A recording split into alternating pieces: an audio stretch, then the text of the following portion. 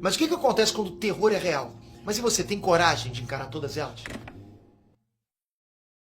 Fala pessoal, Peter aqui. Uma criança de 4 anos viu a porta da casa se abrir com violência. Eram policiais armados que entraram gritando, revirando tudo. Um deles mostra uma foto para a criança e pergunta se ela conhece a mulher da foto. E com a inocência que só uma criança tem, ela responde que sim, que aquela moça estava ali, no quintal. A menina aponta com o dedo e naquele instante o mundo parou. Porque o que estava ali, onde ela apontava, eram corpos esquartejados de 2 vítimas dos canibais de Garanhuns. Você vai conhecer uma das histórias mais perturbadoras do Brasil.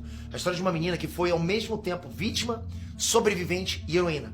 Essa é a história de Emanuele.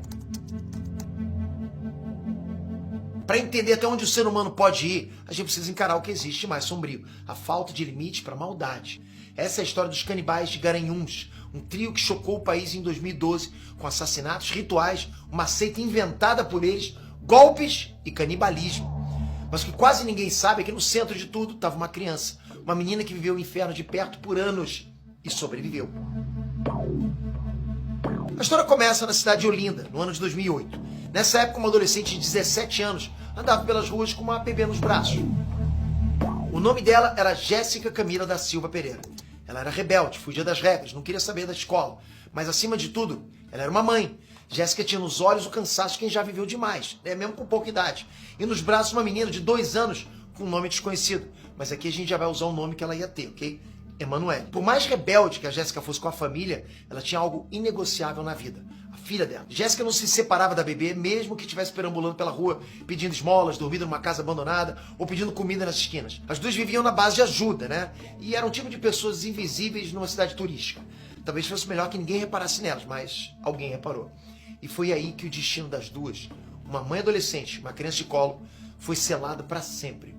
Num dia qualquer, um casal se aproximou. Um homem e uma mulher bem vestidos, simpáticos e gentis. Ele dizia ser professor de educação física e ela falava com doçura, prometendo uma vida nova. Eles contaram para Jéssica que estavam procurando uma moça para ajudar em casa e viram nela uma possibilidade de ajudar ao mesmo tempo que seriam ajudados. O convite parecia bom demais para ser verdade. Um emprego, né, com moradia garantida e poder levar a bebê, a Emanuele, para morar junto. Para Emanuele, que só tinha 2 anos de vida, né, seria uma chance de ter um futuro mais seguro. Comer melhor, dormir quentinha numa casa e continuar agarrada com a mãe. É tudo que um bebê pode querer. Para Jéssica aquilo parecia um milagre, né, uma chance de um recomeço. Mas era o começo do fim. A casa era simples e ficava num bairro da periferia de Olinda. Mas já no começo as coisas eram estranhas. A Emanuele ainda era muito pequena para entender na época, mas lá dentro daquela casa vivia um trisal. Jorge, Isabel, a esposa dele, né? E a Bruna, amante do Jorge. Emanuele, que estava acostumada a ter só a mãe, agora tinha mais 3 adultos por ela. Jorge era carismático, à noite, quando voltava do trabalho, ele tocava violão, falava de filosofia e religião, escrevia, fazia doces, dava sempre atenção para Emanuele. Jorge sempre quis ser pai, mas era estéril. Então a presença da Emanuele na casa era quase a realização de um sonho. Isabel, esposa, e Bruna, amante, eram mais quietas e reservadas, mas tratavam a Emanuele bem. Nos primeiros dias parecia tudo ok. Jéssica cuidava da casa e da Emanuele, enquanto Isabel fazia salgados para vender. Jorge dava aulas de educação física e voltava à noite, né, feliz em ver Emanuele alegrando a casa. Mas aos poucos o clima mudou. Bruna e Isabel tratavam Jéssica com desprezo. Enquanto isso, Jorge falava em revelações de Deus e em pessoas impuras. Então, o silêncio. Certa noite, Emanuele acordou com barulhos. Gritos abafados, móveis caindo. Ela viu luzes acesas na cozinha, ouviu um som metálico. E depois, silêncio. Na manhã seguinte, a mãe dela já não estava mais lá. Ela era pequena para entender o que estava acontecendo. No coração da criança, ela só conseguiu sentir saudade pela mãe, que sumiu e nunca mais apareceu. Mas os dias foram passando normalmente para os adultos. Jorge, Isabel e Bruna passaram a cuidar da Emanuele. Mas nessa nova família, qualquer coisa aparentemente comum era, na verdade, um prato de comida. Emanuele demorou anos para entender o que tinha acontecido naquela noite que a mãe dela sumiu. Na verdade, a mãe dela não tinha ido embora. Jéssica foi assassinada dentro daquela casa, escojada, enterrada no quintal.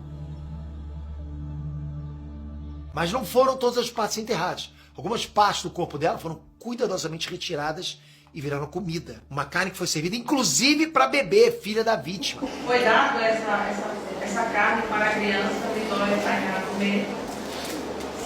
Foi. A Emanuele, sem saber, foi alimentada com carne da própria mãe. Aparentemente, tudo isso começou como uma seita inventada pelo próprio Jorge, chamada O Cartel. Jorge dizia ter iluminações divinas. Ele pregava a purificação do mundo e a redução da população. Segundo Jorge, eles deveriam eliminar mulheres impuras que tivessem muitos filhos e não contribuíssem com a sociedade. E a mãe de Emanuele foi a primeira vítima. A mãe de Emanuele foi o ritual de iniciação do trisal, e comer a carne dela também era parte disso. Dias depois, Jorge foi até o cartório e registrou a menina como filha dele. O nome anterior da garota, até hoje ninguém sabe, mas foi a partir daí que ela passou a se chamar Emanuele Vitória Pereira Negromonte. O nome Emanuele foi escolhido por Jorge e ele passou a ter o sobrenome dele e o registro dele como pai biológico dela. Já a Bruna, amante do Jorge, assumiu a identidade da mãe morta e passou a usar o nome e os documentos da Jéssica. E assim Emanuele era oficialmente a filha dos canibais. A partir dali, o passado da menina foi apagado. Ela cresceu acreditando, que o Jorge era o pai dela e que a Bruna era a mãe dela. Emanuele era só uma criança, mas lembrava de coisas estranhas. Ela não entendia, mas até hoje conta que tudo que era normal dentro daquela casa, lá no fundo parecia que não era certo. O cartel, a carne purificada, o pai que tinha 2 mulheres em casa, ela foi ensinada que tudo aquilo ali estava certo, mas no fundo nada estava certo.